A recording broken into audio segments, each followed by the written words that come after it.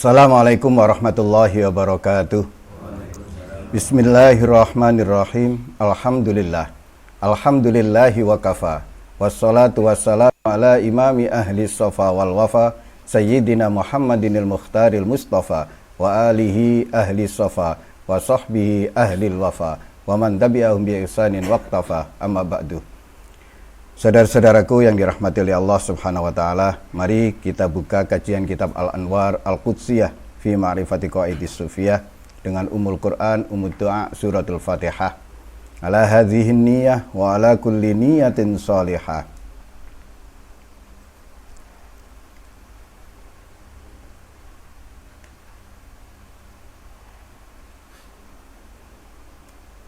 Lahumul Fatihah.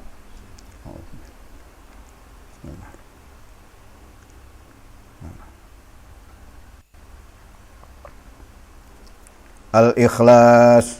Bismillahirrahmanirrahim. Al-Ikhlas. Al-Ikhlas.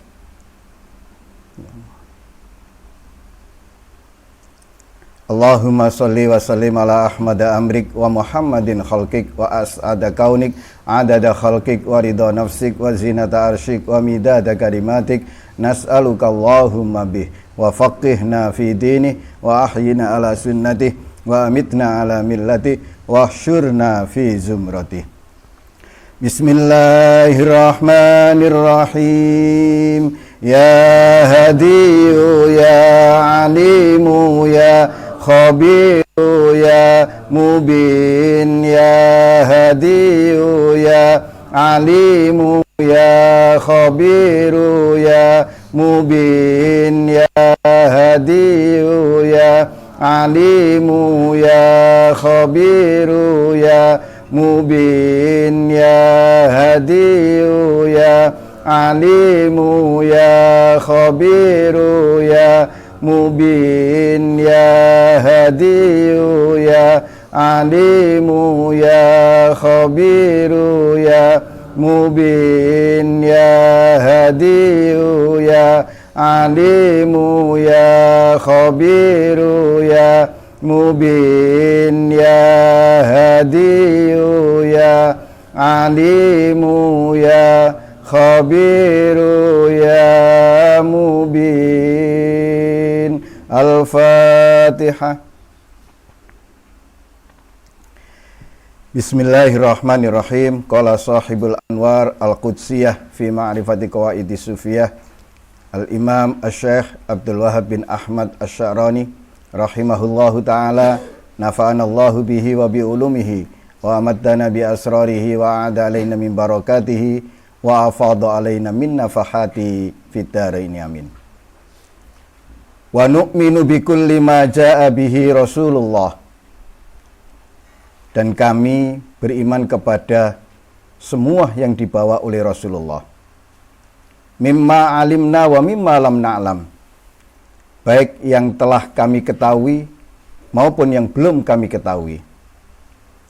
Fa mimma alimna wa tahaqqaqna mimma jaa'a bihi wa qarrara. Di antara hal yang telah kami ketahui dan kami yakini dari apa yang beliau sampaikan dan tegaskan adalah annal mauta an ajalim musamma indallah. Bahwa kematian itu telah ditentukan waktunya oleh Allah. Idza jaa la yu'akhkhar. Jika waktu itu telah datang, maka tidak bisa ditunda. Fanahnu mu'minuna bihadza imanan la raiba fihi wala syakka. Maka kami beriman akan hal ini dengan keimanan yang tidak ada keraguan dan tidak ada kebimbangan di dalamnya. Ini bagian dari keimanan yang harus ada pada diri kita masing-masing. Keimanan terhadap apa saja yang dibawa oleh Rasulullah. Nah, iman itu secara bahasa tasdik. Tasdik itu membenarkan atau mempercayai dengan sepenuh keyakinan. Jadi secara bahasa iman itu berarti membenarkan. Jika belum membenarkan, ya belum dikatakan iman. Atau mempercayai dengan sepenuh keyakinan. Percaya banget. Kalau belum sepenuh keyakinan percayanya, ya belum iman. Itu arti iman secara bahasa. Sementara secara istilah, iman itu tasdiqun bil qalbi wa iqrarun bil lisan wa amalun bil arkan. Iman itu membenarkan dengan hati, mengikrarkan dengan lisan, dan mengamalkannya dengan anggota tubuh. Nah, dari sini berarti iman itu membenarkan dengan sepenuh hati, mengikrarkan dengan lisan, dan membuktikan dengan tindakan nyata. Nah, kita kupas satu persatu. Cakupan iman yang pertama, jadi harus ada pada orang yang berkata amantu billah. Itu tasdiqun bil qalbi. Hatinya membenarkan. Ini inti dari iman.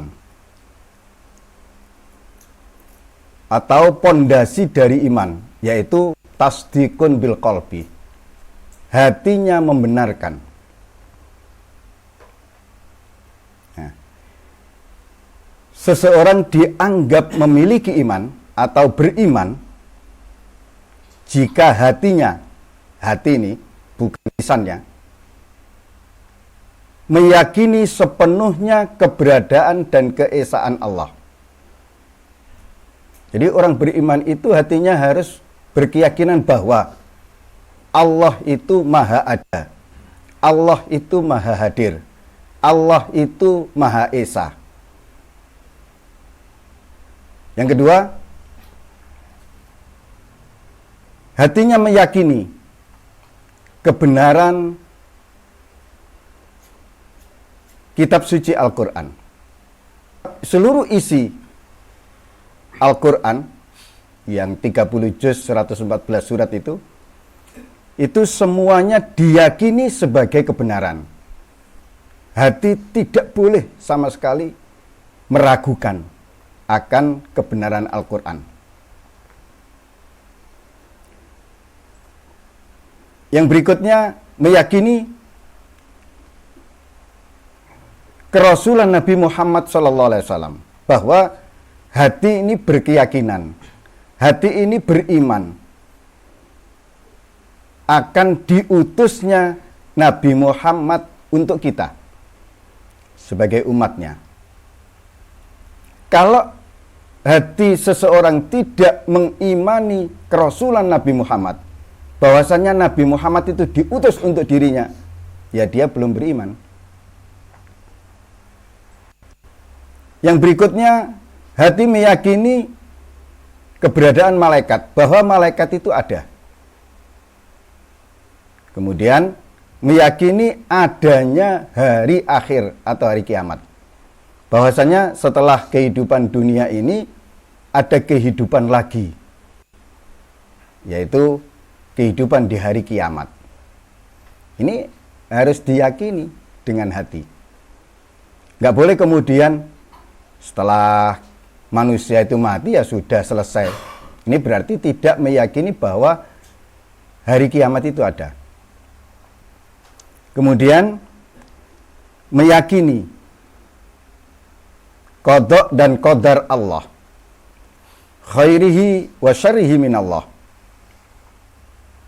dan seluruh rukun iman yang lainnya.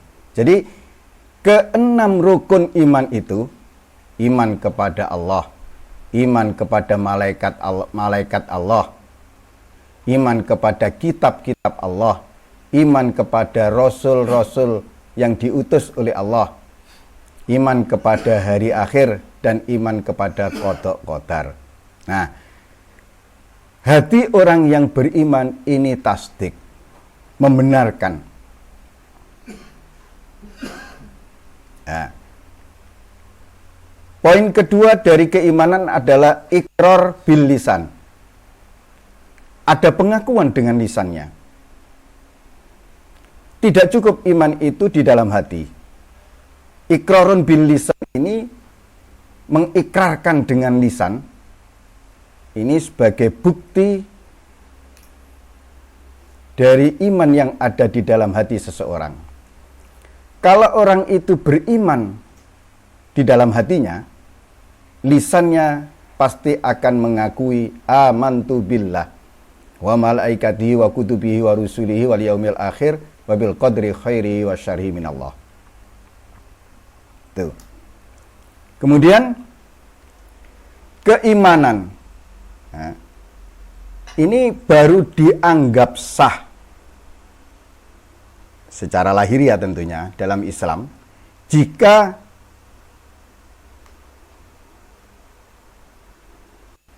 seseorang mengakui dengan lisan. Jika hanya di dalam hati tidak mau atau menolak mengucap dengan lisan, menolak mengakui dengan lisan, ya belum dikatakan iman.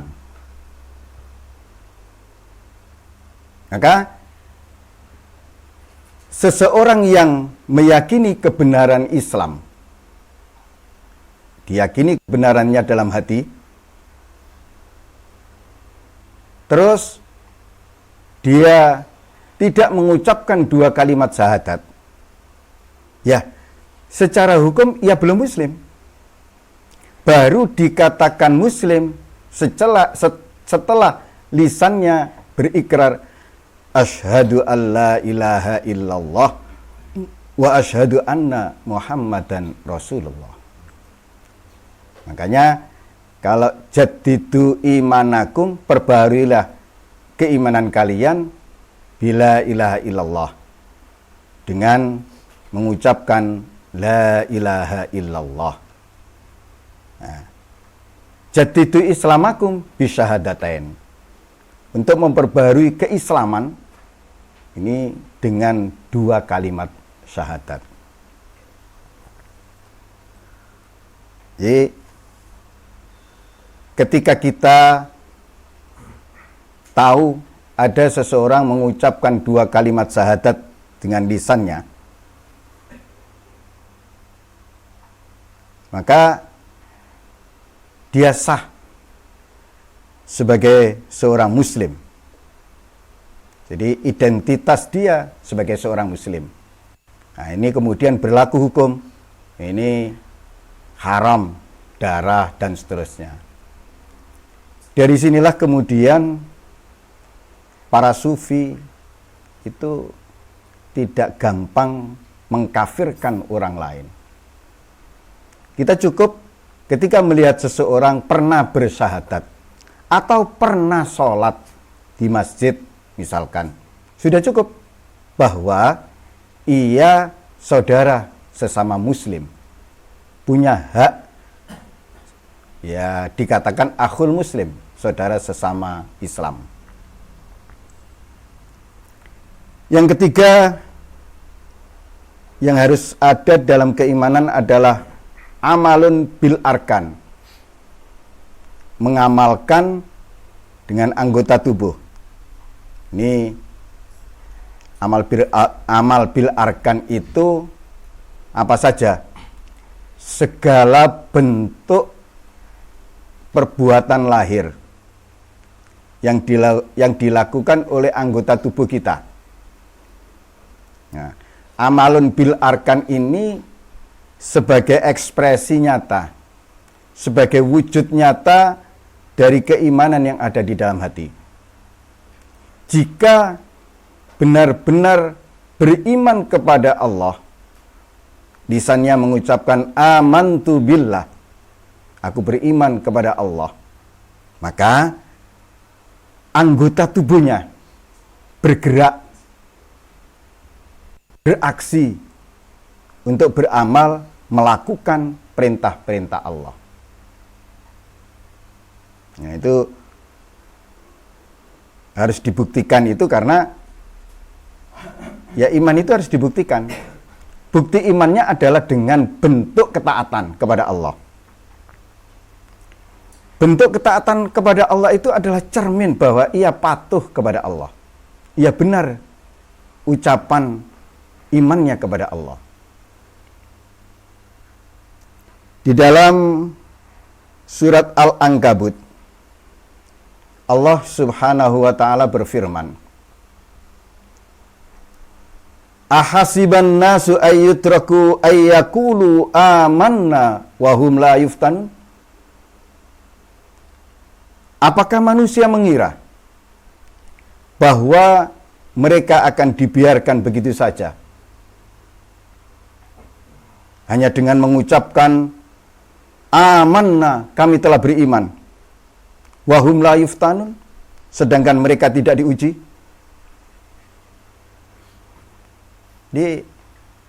Ini sindiran bahwasannya siapapun yang berani mengucapkan amantu billah wa malaikati dan seterusnya tadi, rukun iman,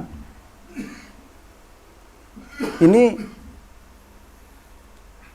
akan berhadapan dengan konsekuensi logis.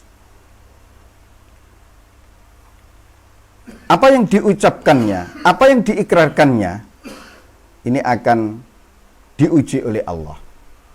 Kebenaran dari ucapan tersebut. Di ayat selanjutnya, walaqad fatanna allazina min qablihim falaya'lamannallahu allazina shadaqu wala ya'lamannal kadzibin. Sungguh kami benar-benar telah menguji orang-orang sebelum mereka. Allah pasti mengetahui orang-orang yang benar, orang-orang yang bersungguh-sungguh, dan orang-orang yang dusta. Siapa yang benar-benar beriman, siapa yang iman-imanan, siapa yang imannya itu adalah dusta, ini Allah Maha tahu. Dari situlah kemudian di ayat 2 surat Al-Ankabut itu, setiap orang yang beriman pasti ia akan diuji.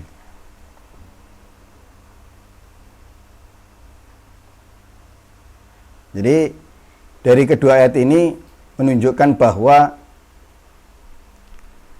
keimanan itu harus dibuktikan melalui tindakan nyata dan melalui ujian. Maka tidak cukup kita mengklaim, mengaku diri kita beriman secara lisan, kemudian kita tidak mau melakukan apa yang diperintahkan, menjauhi yang dilarang, dan kemudian kita tidak menghadapi atau mengalami ujian demi ujian.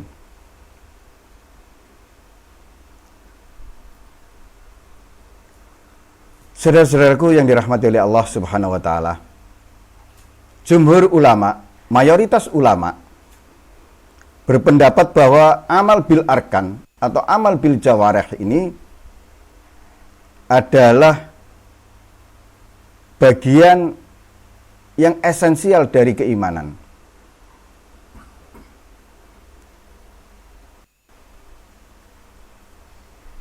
Mengamalkan dengan anggota tubuh ini bukan hanya sebagai hiasan amal, bukan. Tapi ini adalah bagian yang paling esensi dari keimanan. Amal adalah syarat sahnya iman secara lahir. Orang dikatakan beriman itu ya ada amal solehnya, ada perbuatannya, ada bentuk nyatanya.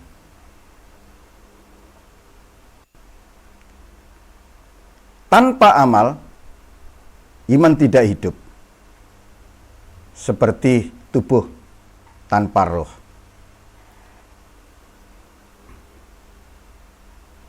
Nah, jika seseorang tidak pernah beramal sekalipun, maka keimanannya ya sangat lemah, bahkan terancam. Bahkan ya bisa diragukan. Apalagi jika kemudian menolak kewajiban. Ya, bentuk nyatanya kalau kita aplikasikan dalam tataran kita, seorang murid ini syarat utama berguru ya adalah iman. Ada rasa percaya kepada guru bahwa ia akan dibimbing dan seterusnya.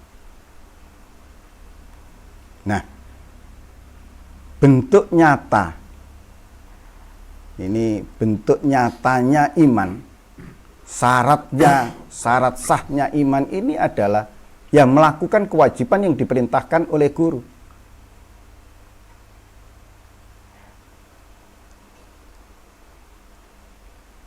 Kita mengakui bahwa guru kita adalah seorang waliyan mursyidah, pewaris sejati Nabi. Berarti di situ ada i'tiqad, ada keyakinan, ada iman. Nah, untuk menjadi sah pengakuan kita itu yang ada di dalam hati, ya kita harus berbuat, harus beramal, harus melakukan kewajiban yang diperintahkan oleh guru.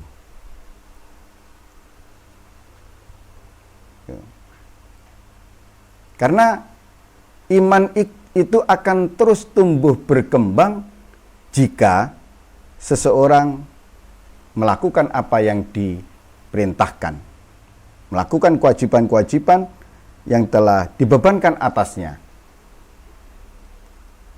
Demikian pula rasa percaya kita kepada seorang guru. Ketika kita terus-menerus berupaya memperbaiki perbuatan kita, kewajiban-kewajiban yang dibebankan oleh kita.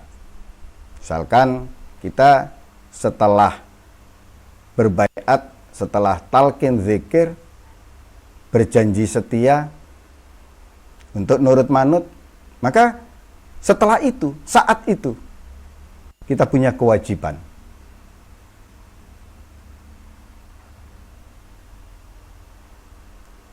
Nah, wa nu'minu bikulli ma jaa'a bihi Rasulullah. Kalimat pertama, dan kami beriman kepada semua yang dibawa oleh Rasulullah. Ini sebuah pernyataan iman mutlak terhadap seluruh ajaran yang dibawa dan disampaikan oleh junjungan kita Nabi Agung Muhammad SAW. Jadi kalimat yang ditulis oleh Syekh Abdul Wahab Asy-Syarani, wa nu'minu bikulli ma jaa'a bihi Rasulullah. Beliau benar-benar beriman, percaya dengan penuh keyakinan atas segala apa yang dibawa oleh Rasulullah. Dan iman kepada Rasulullah itu harus utuh, harus menyeluruh kafah, harus totalitas, tanpa syarat, tanpa batas.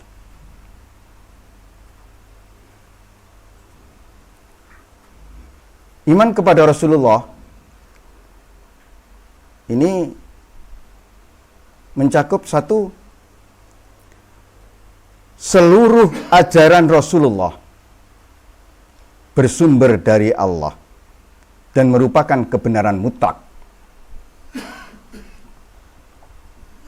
Ya, ini harus diimani bahwa segala apa yang diajarkan oleh Rasulullah, segala apa yang telah disampaikan oleh Rasulullah, itu semua bersumber dari Allah. Rasulullah tidak pernah sekalipun berbicara dari hawa nafsunya. Karena semua yang beliau sampaikan itu adalah wahyu dari Allah. Yang di surat An-Najm ayat 3 dan 4, "Wa ma yantiqu 'anil hawa in huwa illa wahyun yuha." Dan tidaklah ia Muhammad berkata, berucap menurut hawa nafsunya. Ucapannya tidak lain hanyalah wahyu yang diwahyukan kepadanya. Jadilah kemudian orang yang benar-benar beriman kepada Rasulullah mengimani apapun yang disampaikan oleh Rasulullah. Ini tidak mudah. Sebagaimana Rasulullah, para pewaris sejati beliau juga dikondisikan seperti itu. Bahwa para pewaris sejati Nabi, mereka tidak pernah berucap yang muncul dari hawa nafsunya.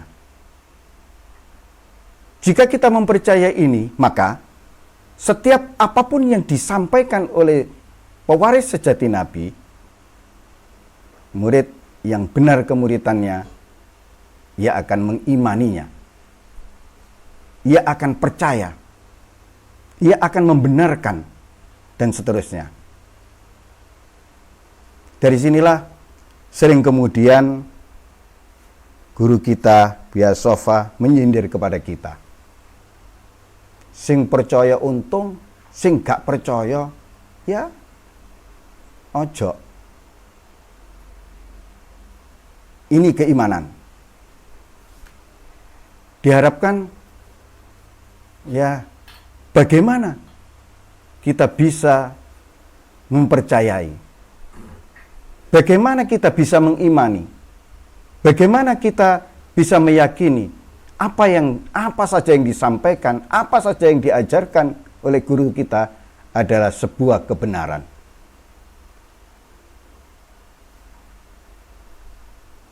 Oleh karena itu, semua risalah yang dibawa oleh Nabi, semua ajaran yang diajarkan oleh Nabi, baik terkait akidah, terkait syariah, hukum, lahiriah, maupun terkait akhlak dan adab batin dalam keilmuan tasawuf, semuanya adalah kebenaran absolut, kebenaran mutlak yang tidak boleh diragukan. Seperti itu keadaan murid shodiq. Ia senantiasa membenarkan setiap apa yang disampaikan, diajarkan, dinasehatkan oleh gurunya. Dan tidak sekalipun ia meragukan.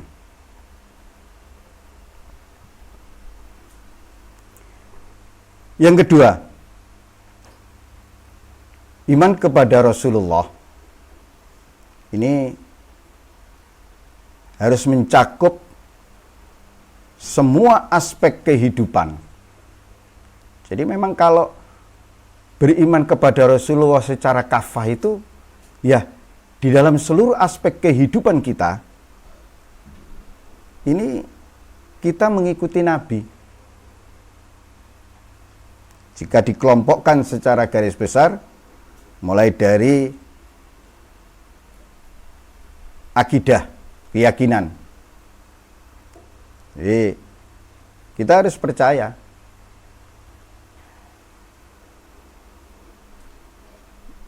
Ya, keyakinan tentang Allah dan lain sebagainya, baik yang sudah dijelaskan di dalam Al-Quran maupun dalam sabda-sabda beliau ataupun dalam hadis qudsi, itu semua adalah kebenaran. Yang kedua,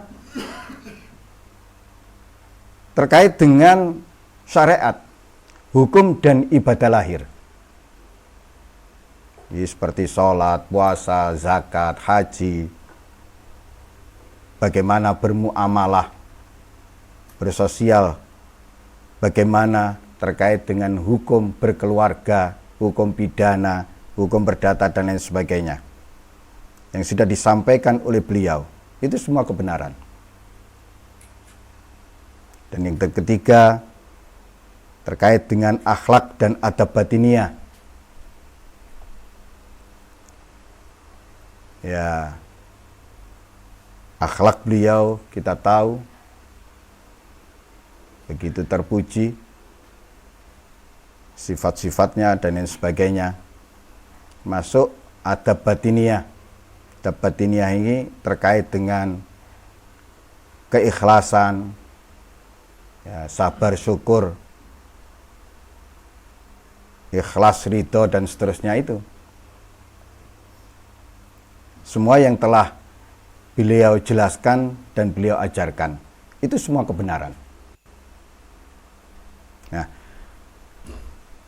beriman kepada Rasulullah secara menerima segala apa yang disampaikan oleh Rasulullah, ini semuanya tanpa terkecuali wajib diyakini dan diterima secara totalitas. Tidak boleh kemudian seorang muslim itu beriman kepada sebagian dan beriman kepada sebagian yang lain. Tidak bisa begitu.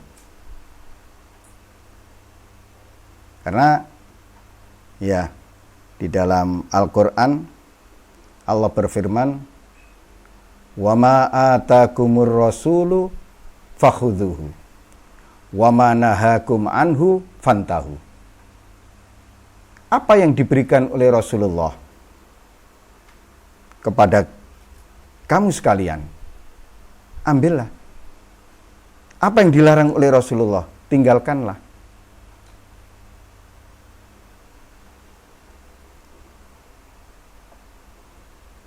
Karena kalau memakai ukuran logika akal kita, pasti kita akan menerima sebagian dan menolak yang lainnya. Kalau ukuran keinginan pribadi, pribadi masing-masing orang, ya pasti tidak semua yang dari Rasulullah diterima.